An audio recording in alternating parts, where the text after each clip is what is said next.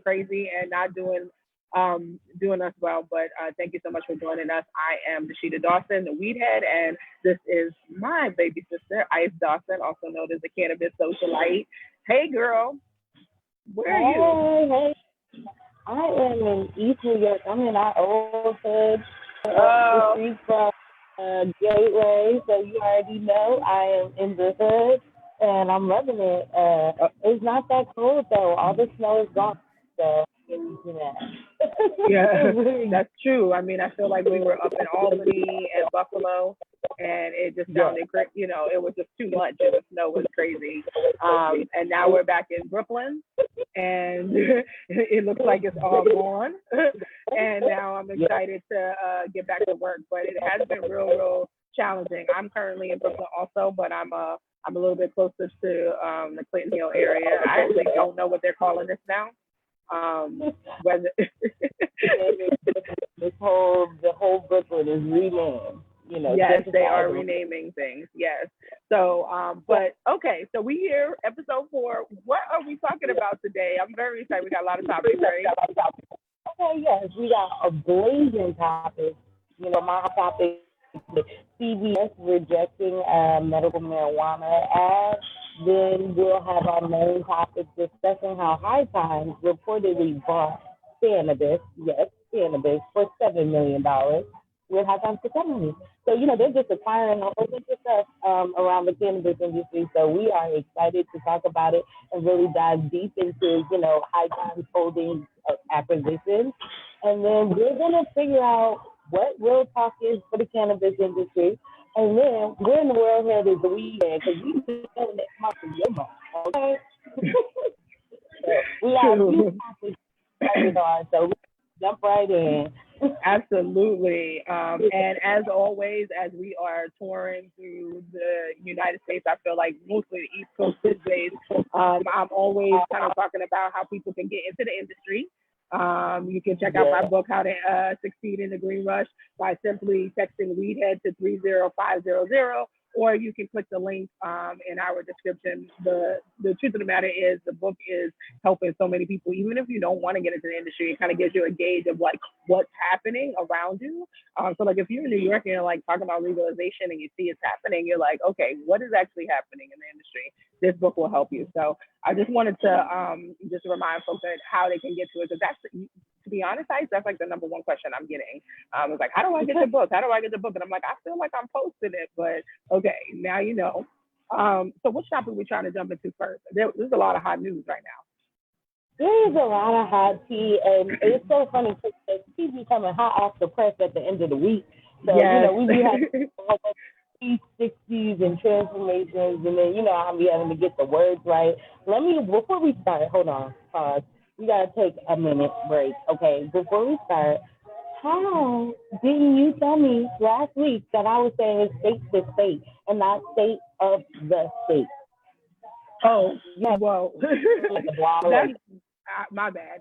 First of all, our internet connection is always a little wobbly. So my thought was that I'm like thinking about, okay, am I posting the right thing? Am I about to say my response? I'm thinking about it, and I wasn't even paying attention. But when I rewatched it, I was like, oh, girl. But that's the icism. You know what I'm saying? You know how you Uh, do.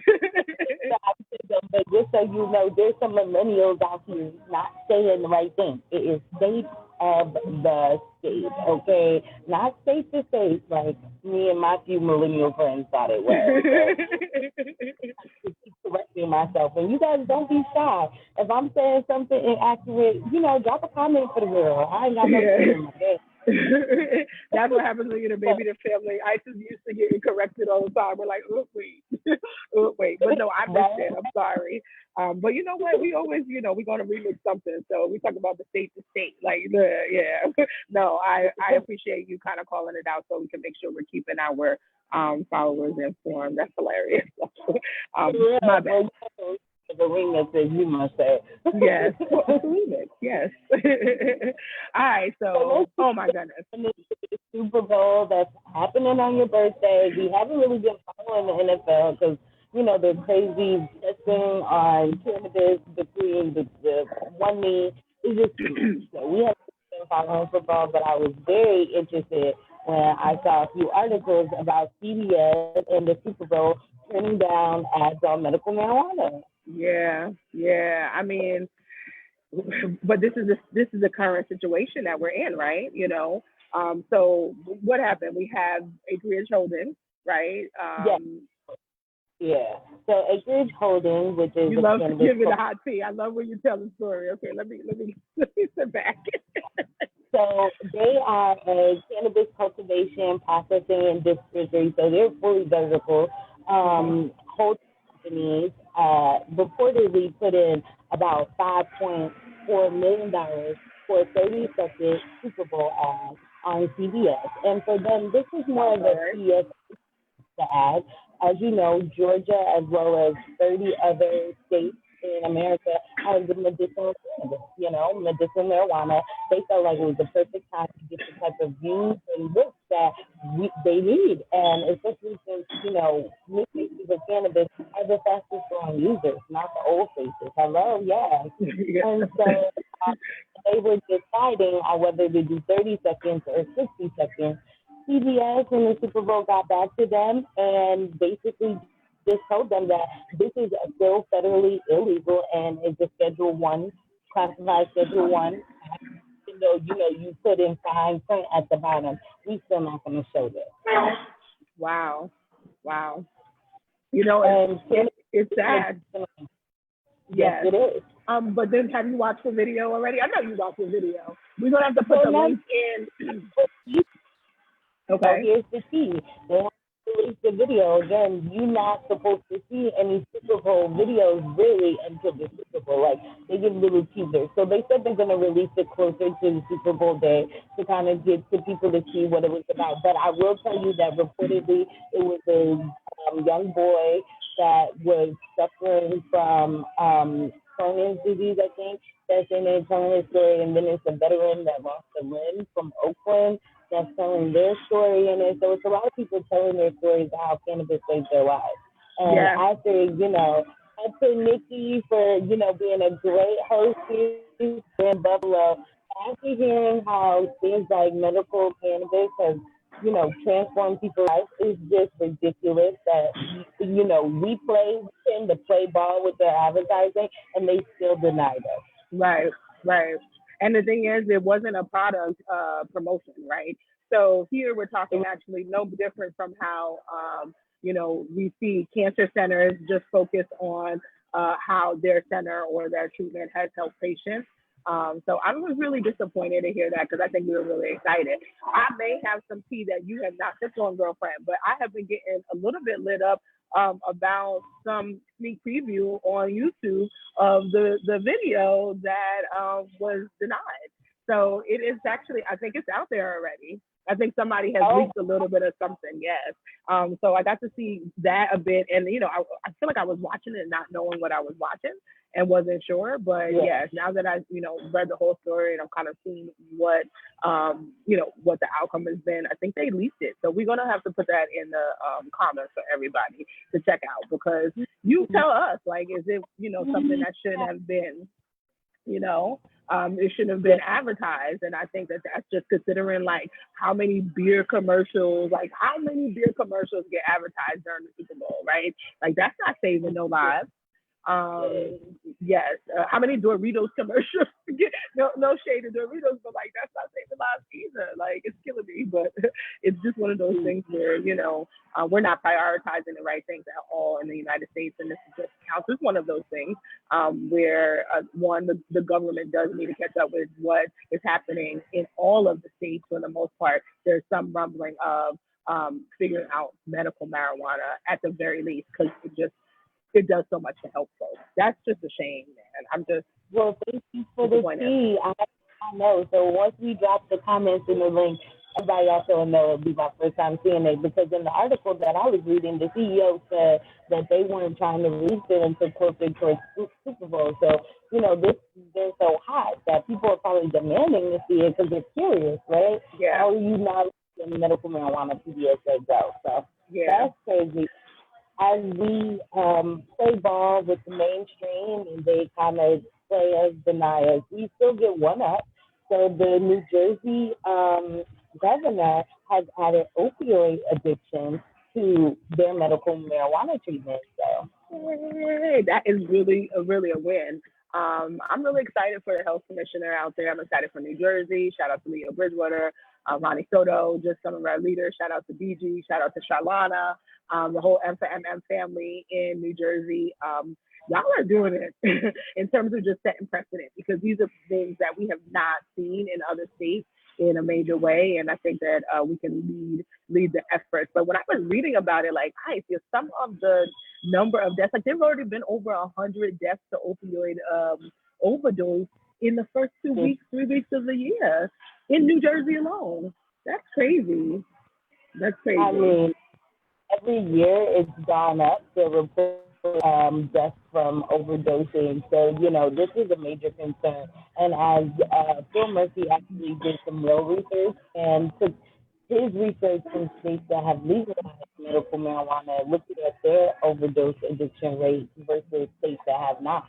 And the states that have not legalized opioid treatment for medical marijuana, their death rates on overdose are just higher.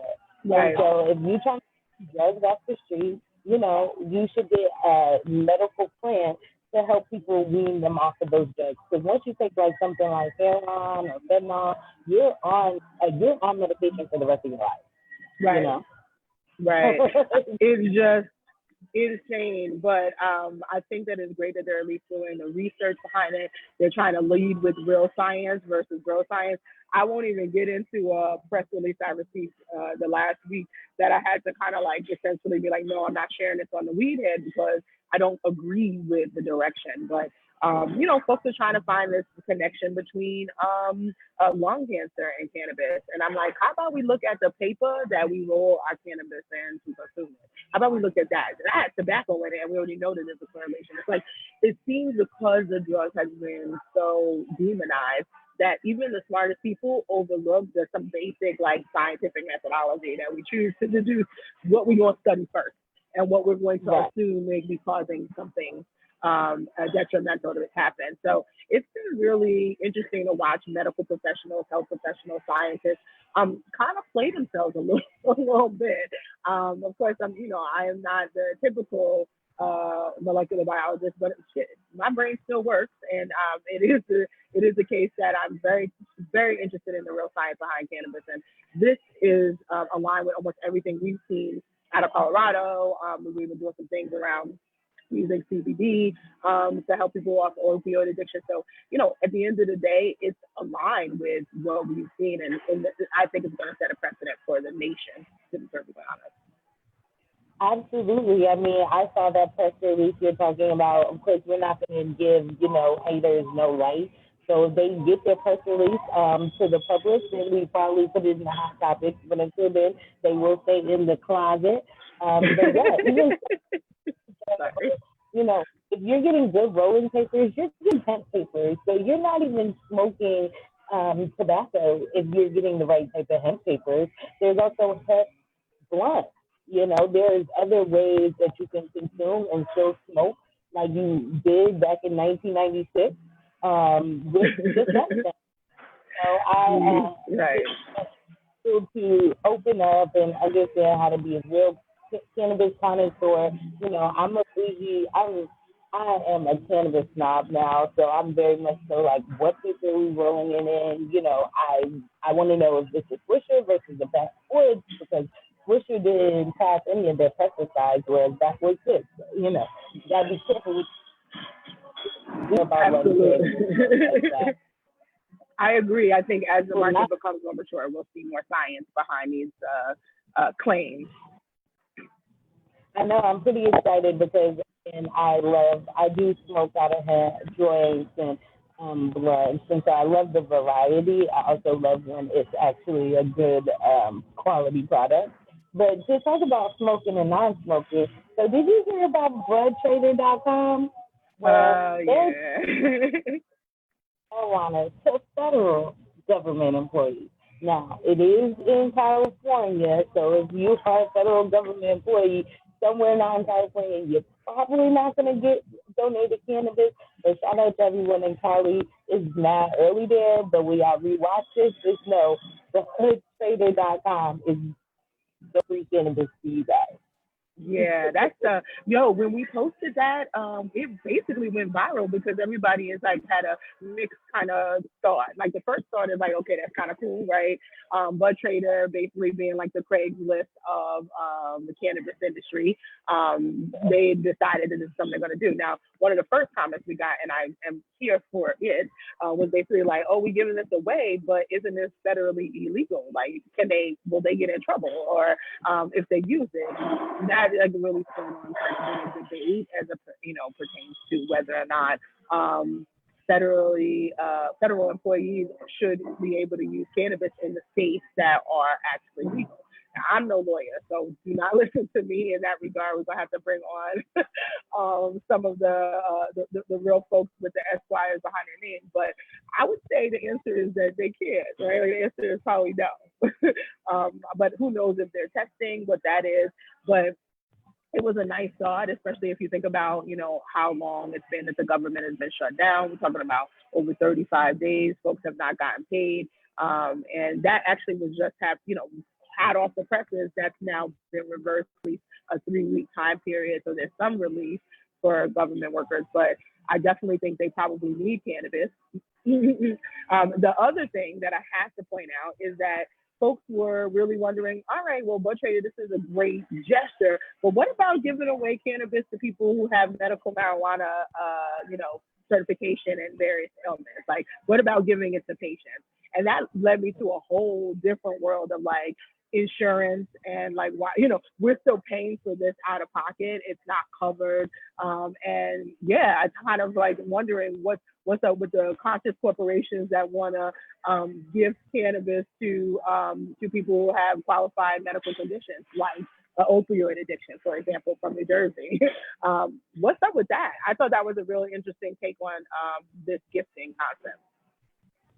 Well, I love the gifting concept, especially because it's actually really common in, the gray space area. But I would say that, for them, their goal was just to help someone that it wasn't getting help, and for people that use cannabis for medicine, so for their chronic pain or for, their opioid treatment, their inflammation, whatever, they're using that, they're having that because, insurance doesn't cover it. And when you're not getting paid, you can't do it for adult use or medicinal use at that point. So, it does talk to cannabis insurance is a white space. You're always looking for white spaces, I swear. Listen. I can't help myself. Like, first of all, that's the part of this industry that I love. But second of all, it's like, like we're without a lot of the basics if you think about it from a medical patient perspective. I came in this industry as a medical consumer, and when you think about $300 you got to give for your annual certification in Arizona, plus the cost of your medicine month to month, it's an expensive thing to just have arthritis, right? And God forbid you have arthritis before you really owe, right? So it's just like, imagine if you're on a fixed income and you have those same ailments, like most of the Arizona patient population. I started looking at the fringe population, our elderly and disabled, military vets, those folks that are unemployed, to your point, not getting paid, but needing it and not being able to have a way to ensure, even if they've gotten the proper certification. It's like, it feels like that's something New Jersey and New York could figure out as well, probably California as well. But the precedent in California has been that the medical program, which has been around since basically '96, is really not so medical, right? And but I think Pennsylvania and Florida, some of the newer states that are huge medical programs that we know that there are going to be large populations, they're going to have to figure out what to do with the insurance piece because people are used to getting their pharmaceuticals in some ways discounted. First of all, those are overpriced. So we already know that that's like part of the problem there, but they're used to getting a discount. And so what are we doing in the cannabis space that's going to make it easier for us to get it as patients? No, I totally agree. And Bud Trader is doing, BudTrader.com is setting precedents. I think it is now going to give your conscious corporations, your conscious big businesses, time to start looking and reflecting on themselves, because the people are looking for big businesses that actually care about people. So we'll see. Right. So can we talk about this now? Because I just want to talk about this. Okay. I'm so excited. Go ahead. Okay. So again, as you guys heard, High Times Clothing acquired Cannabis for reported $7 million, right? Okay. And so it is High Times Holding Corporation has been doing some big, major acquisitions this last year. And most people don't even know about it. From Dope Magazine, but guess what? The big industry shows, they I acquired them in know. this. That slipped under my radar real talk. Right. We went not last year, 2017. Oh gosh, it's been 2 years. Oh goodness. But 2017, we actually helped the client sponsor the big industry show, and so that was like one of our first real fields into like the cannabis industry, into like sponsoring the trade show and stuff. And it was all right. I definitely think David got more love than me. Shout out to More Bloods and stuff. And, yes. Our vape technologist, of course he did. He was in heaven, yo. It was like everything vape, everything cultivation. Yes, he loved it. It was like, I'm like, I just came over here, y'all ain't giving me no hat.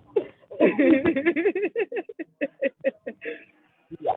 So it is exciting to hear about some of the acquisitions they've acquired over this last couple of months, It's very, very strategic. I mean, again, that kind of leads me to some of the real talk that I'm always willing, to give just for folks who are following us. High Times was really competing against Dope Magazine. And so, and oftentimes the strategy that businesses will employ is, instead of trying to compete against some other entity, I may be big enough to be able to acquire, and then I take on your points of differentiation as mine. I mean, we're seeing it in mainstream. Walmart e-commerce is running way behind the Amazon, or behind the Target, and they went and they acquired Chew by, Jed. The list goes on. It was about 8 acquisitions of e-commerce brands. And so High Times is pretty much taking that approach. They were already a pretty large cannabis media company, and now they're a media conglomerate for real, right? Competing against people like MJ BizCon, that has a very large cannabis conference. Now they've kind of broken up into multiple, and I hear they're going overseas, but taking on the big industry show, taking on another magazine, essentially, and now going overseas for cannabis is basically setting up a High Times to be like, we dominate in this cannabis media space. I'm hoping to see more diversity among their media, of course, and elevated writing and content than what I've seen in the past. It's been very hippie and hip hop and true to sort of the industry roots. But if they're going to be this big, I'm going to challenge them to be representative of some of the new faces of cannabis a bit more. And I think they're on their way. But again, you're looking at who's been on the cover, Mike Tyson, and we talked about last week that he's doing some great things in the industry, but I'd love to see when we start to move the needle forward and we have doctors and lawyers and some more mainstream credentialed individuals that are on the covers of these magazines or the big stories or the big headliners. I think we're getting there, but I think that the media companies of this size are going to have to do a lot of work to ensure that they are being responsible citizens to our community as well, and portraying us truly as we are growing. Fastest growing legal users are women, primarily women of color. And so, is this me saying I want to be on the High Times cover? I don't know. I'm kidding. You should, but you know what? Do it quickly, because I know what type of stocks you got. You know what I'm saying? Right. They did do some funding raising, but this also lets you know, just like, the longevity of the brand, and even though it's very hippie and hip hop, and because it's like the most well known cannabis brand, they were able to do clown fundraising with over 17,000 investors. So it's crazy. Listen, I'm going to my stock. So yeah. Well, listen, we won't even get into that. Like, again, that's tea for another day. But that's why, as someone who I feel like is a shareholder, I am challenging them to really represent the industry as now a media conglomerate. Their moves are bold. It does put a target on their back as one to watch, but also one to try to take down too. And it's on them to kind of lead the way. But I also think that this is something that people can pay attention to if you're an entrepreneur. This is sort of my real talk tidbit of the day, which is essentially acquisition is a way to get to your wealth generation. It doesn't have to necessarily be a huge public offering or only private investing. At the end of the day, big companies are going to want to get into the cannabis space, and if you've built a brand that is solid with a solid following and evangelical kind of consumer base, those are the type of brands that get acquired. It's why a Unilever wants to buy a Shea Moisture. Shout out to Shea Moisture and Rich, but it's why those type of acquisitions happen. I would say that's why Icon decided to acquire Cannabis and Dope. It's like if you can't beat them, you will, if you're big enough, try to own them. And that's sort of the game in business. And yeah, I would say hats off. It was a strategy. Maybe trying to acquire some of our enterprises. Just saying. We're doing what we gotta do. Right. I want people to know not to be fearful of the big business, because if your company, if you've grown your company the right way, you've done the things you're supposed to do, you are worth that big money and that acquisition, okay? And you better take it. You better be like, flip it and reverse it. So, yes. Thank you for giving us some real talk about generational wealth, because that is like one of the biggest things as we're hearing about states coming online, talking about, just the vertical, the big businesses, pushing them out, no mom and pops. And it's like, well, you kind of need someone to buy mom and pops if they're not doing that good, And you inspire us to look a little bit deeper, think outside the box, make money outside the box. It's always just get us to the bag. Oh, thank you. Well, I am always trying to get to the bag. That's the name of the game at the end of the day. But I think you can do it consciously, and we've always been able to do so. So if nothing else, we get that from my mama. All right, I know that's right. Well, it's your birthday. Oh, wait, no, it's not. It's not your birthday just yet, but it's almost your birthday. So we're in the with the We Had B in February. Oh my goodness! You should tell me. You're the one who's a cannabis socialite. You probably know my schedule better than I do at this point. Where in the world is the weekend in February? Can you tell the people, please? Well, I do know where in the world is the weekend, and 9 times out of 10, if we're confirming where we're going to be at, it's me confirming it. Yes. First, we're going to bat them up at how will legalization of adult use, even though it says recreational marijuana in New York State, impact our community. Jamaica, New York, February 2nd. So Senator will be there. We have some including a few more cannabis experts. We're going to have a debate. And the first thing I want you to talk about is why we not paying recreational no more.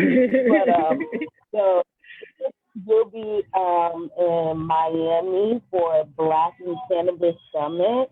So that's going to be super exciting. That's February 9th. Then your marijuana lobbying day in Albany on February. Yes, that's a big day. That's a big day. We're also trying to speak at some of the hearings. What'd you say? We've been lobbying for 2 years now. I know, but it's still a big day. We are in the middle of looking at this governor's bill, and we need to make sure that all of our lawmakers know what they should be asking questions about, what they should be challenging, what they should be pushing to be amended. So that's a big day. You can join us, right, by going to the DPA site. It's like, okay, we're going to put a link up, right, at some point. Yes, we have. We're going to put a link. We have a link to all the events where will be. I will throw that in after the episode, because it's hard to chat and talk at the same time. But after the episode, that in for you guys. And yeah, lobbying day is really exciting, and not for nothing, they do give you free food. So if you just want some free food and free transportation, and you want to better your country, where you want to be, February 10th, okay? And then we have New York state annual legislative caucus that's also in Albany the same week, February 15th through the 17th. Then will be Accelerate Cannabis Yes. in Newark, Jersey, February 19th. Shout out. This is exciting because we partner with them in Princeton, and now we're partnering them in Newark. So, you got South Jersey, North Jersey. You just hitting all the coast there. Yes, that's at the And NJ Pack, right? yeah, it Yes, is that's an NJ Pack, big location, NJ Pack. That's where I graduated from business school. And you have your billboard all around there too. Yeah, I'm saying. You are hilarious. So then after that, we have the Black Church Conversation about Cannabis, Brooklyn, New York, February 23rd. And please, be sure, because we're still adding stuff to I know, that's crazy. We're still adding stuff to our list. In fact, I think you added something for this Tuesday, which isn't in February, but she'll be in Minnesota on the radio show. So, we're just everywhere at this point. So we're still adding to our schedule. If you guys want to ask about how to get the weed head at any of your conferences, events, coming to speak to a small group of people or a large group of people, feel free to email me at marketing@mjmstrategies.com, and I'll throw that in there because we're still, filling up our schedule for 2019. And, I'm the best way to get Dusty to the seat. That is true. I will have to give you a little bit of a shout out for also just making sure I am not double booking, and just making sure the events all have a digital component as well, so we can tell the people no matter where we are. So even if we are in the middle of nowhere, which has happened, we are literally with the me feed trying to find service so that we can come to you guys live, or at least post a picture, a little bit of video snippets, so folks are still able to engage. But sometimes I do not know where I am going to be, but I'm very excited. This is what 40 looks like, y'all. Hey. So next week, I just want everybody to know, join us in, come back next Saturday at 10 a.m. It's the day before her birthday, okay? And then we're going to be just blazing up the streets again, blazing up cannabis, because it is time to really shed a light on the cannabis industry. So much stuff just popped off in 1 week. It's crazy. And of course, and we didn't even get to all of our topics, so definitely want everybody to join us. Look at the time, Ice. We always go a little bit over, but that TV hot. And we also have to, we have to get into some of the realness of it, and make sure folks are not leaving here with only a minimal amount of information. Again, if you want to follow me, I'm the Cannabis CEO, or theweedhead.com. Tell us, folks, where to get you, Miss Cannabis Socialite. Oh, well, I'm always behind the scenes, but when I do put myself in front of the camera, you can follow me at Right on Instagram, Twitter. I just got a Twitter beef, so just, don't worry about that. And then I start in Cannabis Socialite. Hey, okay, so we will see you next week at 10 a.m. And if you want to tell us about some of the topics, put those in the comments as well. We're always looking for more things to chat about, for sure. Because we got opinions for days and days and days and days. All right, you guys. Bye. Bye.